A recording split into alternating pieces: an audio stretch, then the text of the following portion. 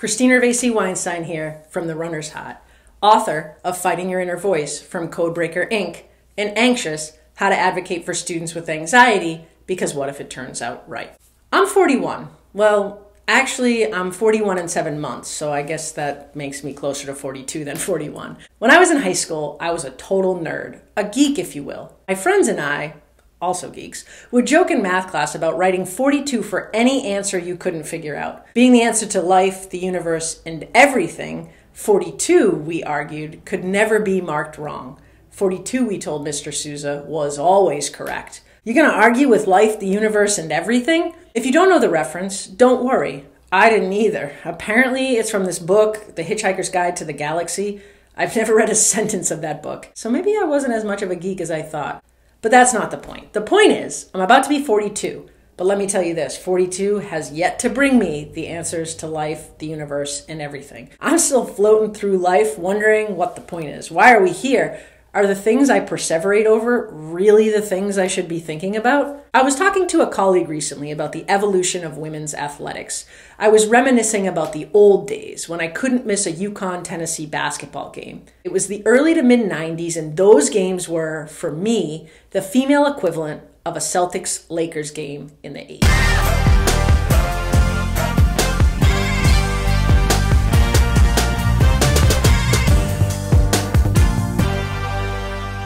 Today, though, as women's sports reach new heights and their opportunities to play extend beyond high school and college, the product entertainment has changed. While there are still rivalries and close games, something is missing. It doesn't have the feel of those Summit Oriama games of the 90s. What is it? What's the difference? It's not skill or talent. Those two things haven't changed. In fact, I'd argue that they've gotten better.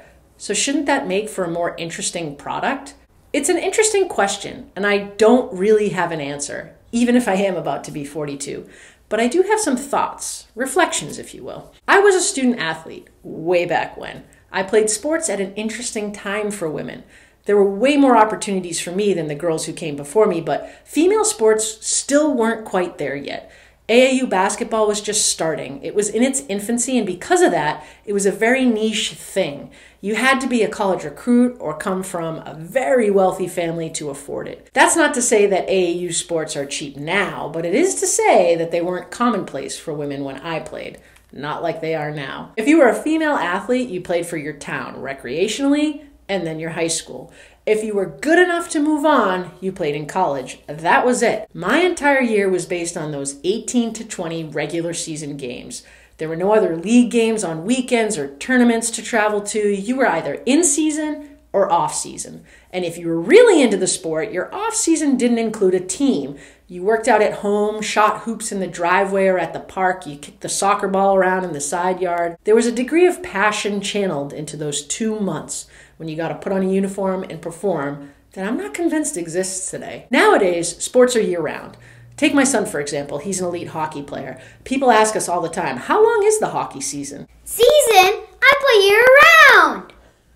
Now, I want to clarify what I'm saying here. I'm not suggesting that the increase in opportunity for athletes now means that they're less passionate about what they're playing.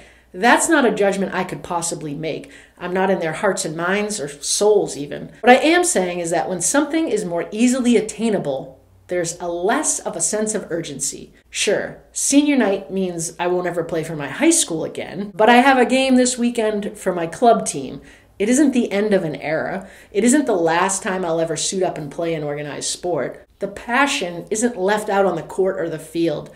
It's simply transferred to the next practice or game. Passion has become diluted. There's no way it hasn't.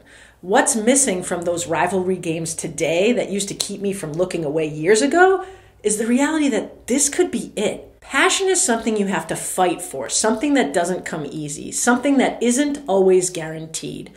If there's always another opportunity waiting, another chance to play, another game on the horizon, then why am I going to participate in this opportunity like it's my last? There's a lot to life. There are nuances, realities, and complexities I'll never fully understand or figure out. The universe is ginormous, so big I can't even make sense of it. Honestly, I don't even try. Everything is overwhelming, stressful, and complicated if I think about it too much. Well, I can't imagine the answer to all of these things is a simple number. What I do know at 42... My mom's not 42, she's 41! ...is that passion sure makes each of them more meaningful. When I was younger, I thought I was passionate about sports, about playing basketball and soccer and softball. And while I realized I absolutely loved and enjoyed those things, my passion wasn't about a game. It was about what that game meant to me. I'm passionate about challenging myself, fighting for something meaningful, proving to everyone I'm more than they think I am. When I was young, that's what sports represented to me. But at 42... My mom's not 42, she's 41! This is what my mental health means to me now. It's my passion because I get to live each day in the fight, telling my story and helping others fight back too. If I get to do this every day, you might be thinking, well, doesn't that contradict my previous argument about sports? Absolutely not. If there's one thing I do know at 42... My mom's not 42, she's 41! It's that not every day is guaranteed. Especially when you're fighting anxiety. There are days when you're not going to prevail, when you can't even begin to think about engaging in your passions. But eventually, passion pushes me through those hard times. It keeps me fighting, motivated, invigorated, and working hard. My rivalry game might not be UConn versus Tennessee, but it's still as intense. Me versus myself, 20 to 30 times a year. Every other day, my off season, I'm quietly working on my conditioning, practicing my coping skills, because when I'm in season, I'll have to play the real game with a winner and a loser. This is passion. This is what we all need in our lives, uncertainty, a belief that this could be our last day if we don't fight hard enough, because in this game, on senior night, we'll never suit up again.